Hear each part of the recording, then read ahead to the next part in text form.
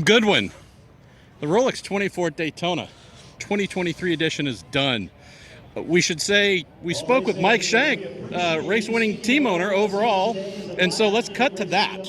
And just an FYI, I start off with a curse word, and I'm not going to bleep it because they deserve all the words for their success here. But let's jump into our conversation with Mike, and we're going to come right back, talk about the rest of the classes. Michael Shank, holy shit! You seem to be good at 24-hour races. Language. This little Acura ARX 06 with this IndyCar-derived motor. Who thought it was going to last 24? It didn't just win. It proved a point. You got some magic sauce here. I got to tell you something. That's HPD and Acura. David Salters and his group there developed this internal combustion unit that's just incredible. And I think everyone got to see that. To come out here and finish 1-2 with a car never done a 24-hour test. We're getting parts yesterday in from Europe, and it is a true tribute to probably a couple hundred people between my team, with Jim Meyer and Wayne Taylor and Andretti's, and that whole group, all of us was a team effort. Yep. Nothing but respect for the two groups. They'll win a lot of races, don't worry, but this one worked our way today, and I'm just so thankful for the brand, Acura, John Acada, that really pushed the initiative to get performance back at Acura, as far as I'm concerned. Dave Merrick, who did a lot of the design work, if not all, including our cool paint jobs. Yes. The ultimate hipster there, and we love all those people, and we're just eternally grateful to think that we've won 3 of these now, 2 in a row. Elliot won 3 in a row. It's crazy. Mike, one quick question. It was a team effort. You were managing a problem for half that race at least. But I wanted a word about the drivers. 2 of your old stalwarts here. But I think the start of something a bit iconic. What a duo you've got with your new full-season drivers. I think you saw some stuff from Colin Braun is why I hired him. I think Tom Bloomquist is now completely out, and everybody knows what he's capable of now. To that pole lap he did with super low tires and then come and dominate tonight before this race was over shows that. I think these two together this year are going to be formidable. We got more work to do on that car. Yeah. We haven't gone to a shaker rig yet with it. We haven't done anything. The thing is going to be a really good car. Last very quick thing, you and I are going to meet up here in a couple days in Southern California, Thermal Club, IndyCar Spring Training. It's a hell of a way to go there. Jim Meyer's going to be there. Yeah. You guys are celebrating 5 years together. That's right. This is a hell of a way to start off that anniversary. Tell me about Jim Meyer, and also, I don't see any Busch Light in your pockets. No, I don't brought me any yet. I'll have some tonight. I got to tell you, Jim, wherever he's at, and he'll tell you, the trajectory from 2018 till now, if everybody looks at what we've done in a big way, happened when he came around. Amen. And I mean that not only him, it's his family, his wife, and everything.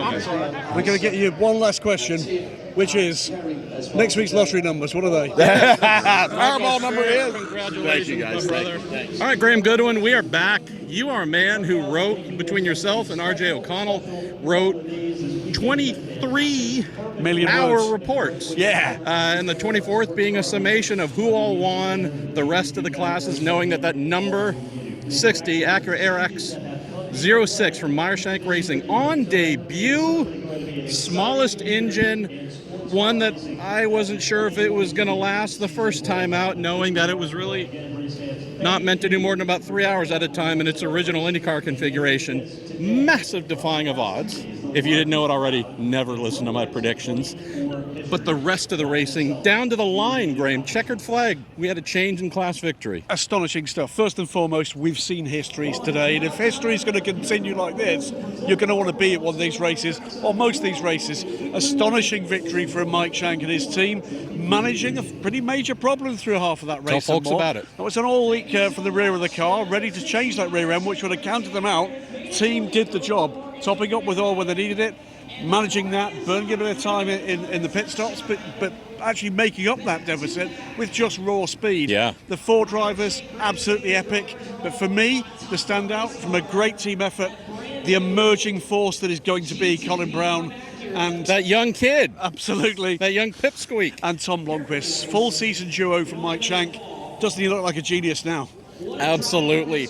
Hey, LMP2, boy, that was done and dusted, right? Yeah, no. 19 millionths of a second. Yeah, 16 thousandths of a second. And James Allen's regular team, Argyle Pro Racer, are going to want words afterwards because he pipped them in the Proton competition car, making its the debut for the team in P2 and its one appearance here in the USA. By winning that by 16 thousandths of a second Crazy. on the line. James Allen, Fred Pordad from Cesco Pizzi, and Gian Maria Bruni are champions in LMP2. LMP3, not so much. AWA, though, the one car not with a serious delay to come home completely unchallenged. So great news for them and for Duquesne with the number 17 car. And then we got to GTD. Well, as we expected, as we predicted, all of the Porsches just dreadfully sandbagging. Yeah. They all shot to the front of the field, won GTD Pro and GTD as expected. No, they won GTD Cup, I think it's fair to say. It was pretty terrible. For them. There will be questions to be asked and answered after this. But let's talk about the two GTD classes. Yes. Close throughout, as always, because of the way that this unique event works. Intermingle the GTD class and the GTD Pro class, and in fact at the head of that field it was a GTD winner and a historic winner, Heart of Racing, coming home for the very first win by Aston Martin here at Daytona after 59 years of trying. I can see just the British Racing Green pride pouring out of you, even though the cars aren't really British Racing Green, but nonetheless they did it for the mother country. Fantastic. GTD Pro finished just behind that, but again a little bit of a quirk there. It's a second win for the Proton Racing team. They look out for the WeatherTech Racing. Goodwin McNeil takes a win on what is supposed to be his last full-time drive. If that's a heck of a way to walk off with a home run like that. Also need to give massive credit to the Windward Racing team, recovering from that dreadful crash that Lucas Auer had. A lot of damage done to his back. Recovering well right now after surgery and such. Yes, definitely. But that team having to prepare a spare chassis, old car, great car, and charging to the front. All their drivers did phenomenal jobs. Could have won it. All definitely spotlight Daniel Morad. You know how many laps he had in that car before the start of the race? 0. No. Goose egg. Yeah. Just climb in and go. That guy, an absolute monster.